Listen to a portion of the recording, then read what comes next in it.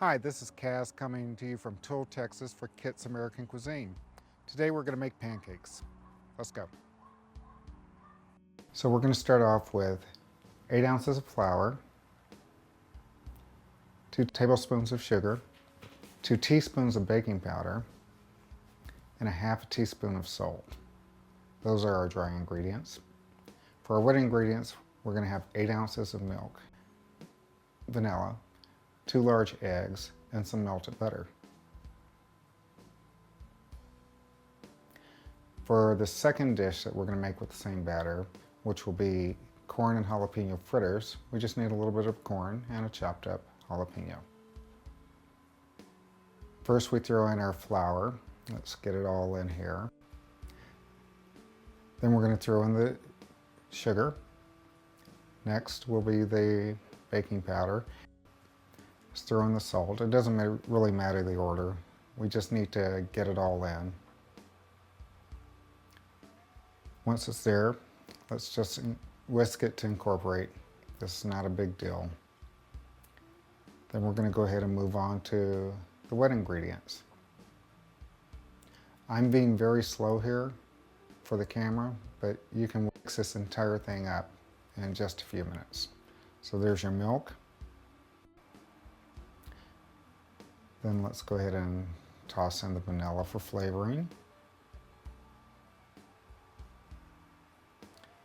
We're going to put in the eggs. I forgot to pre-beat the eggs. That's just going to take a little bit longer, but you don't have to. And you'll see that everything's going to come out fine. And then there's your butter. Now we're going to whisk.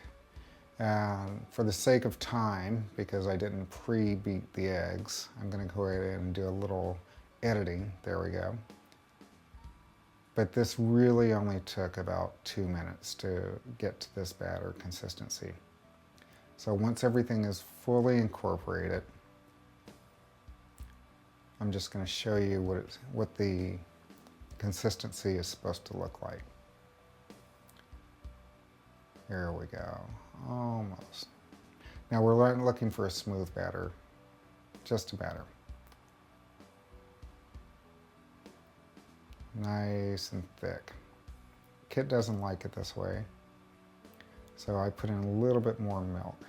Now I'm going to use an ice cream scoop to make the pancakes, but you can dole it out in a large spoon or a measuring cup.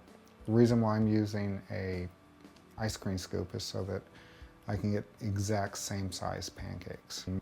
Under the pancakes, you can start to see a small shadow forming. That means that the pancakes are starting to form a little lip. Once you get a nice lip, and you're not talking about having the cakes all the way done, you just want a little lip so that it'll hold whatever you want to put in there. Here, I'll show you where it's at. Right there, you see that shadow? That's exactly what you want. At this point, and you can also see a few bubbles coming up, but at this point, that's where you want to throw in your chocolate chips or your blueberries or your strawberry pieces or even your raisins if you think you can handle that. But at this point, whatever you put in there will sink right in. The bubbles are what you're looking for. That's the baking powder starting to react, and that's the pancakes starting to set. You'll know they're set though when the bubbles start to burst. When the bubbles burst and the holes remain, that means that you've got a good set going on. You don't want to wait too much longer than that because you'll wind up with burnt little discs. But just watch carefully, don't walk away from the stove, and you'll come up with perfect pancakes. Now, the bubbles here are starting to burst and the holes are not disappearing. Take a good look, and I think this one's about done, so let's flip it. Perfect. Perfect pancake.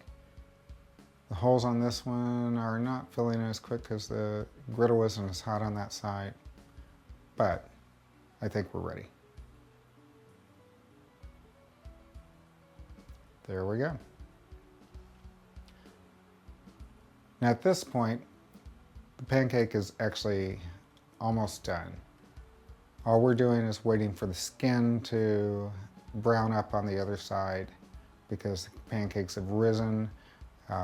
They're, as you can see, a pretty golden brown. It only takes less than a minute for the skin to firm. So let's get a plate and plate them up.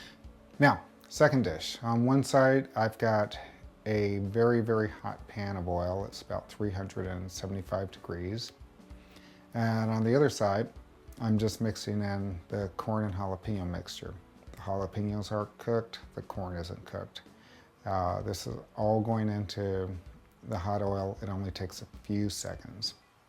Now let's take the same batter that we made a few minutes ago, and we're going to put it into our ingredients. These are going to make fritters. We're not trying to make corn and jalapeno pancakes, so we only need enough batter to actually cover the ingredients. That's the way we'll be able to tell it's a fritter. We're not trying to drown them. We just want to mix it up enough to cover it. That's looking pretty good. Now, when we get ready to actually put it into the batter, we're not going to get our hands any place near that oil. So let's get a spoonful with one spoon, set it carefully over the oil, and then push our first fritter into the oil. We'll do one more. Nice and careful. Notice I push it away from me. This is only going to take a few seconds. All we're doing is we're looking for it to get brown. Once it's brown, we're just going to flip it over. Right. These expand. That's what the batter does. So you can take a little bit and you can make a lot. We're only looking for it to get brown, so these are actually done. Let's take them out, put them on a plate. We'll let them drain for a little bit, and then we'll see what we came up with.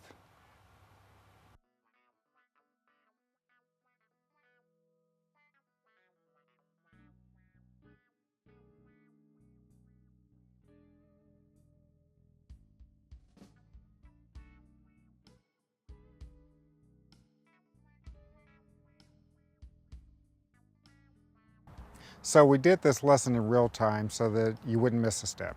We hope you enjoyed it. Please like us on Facebook at Kits American or go to kitsamerican.com website. See us also at southernfriedfusion.blogspot.com. We'll see you next time.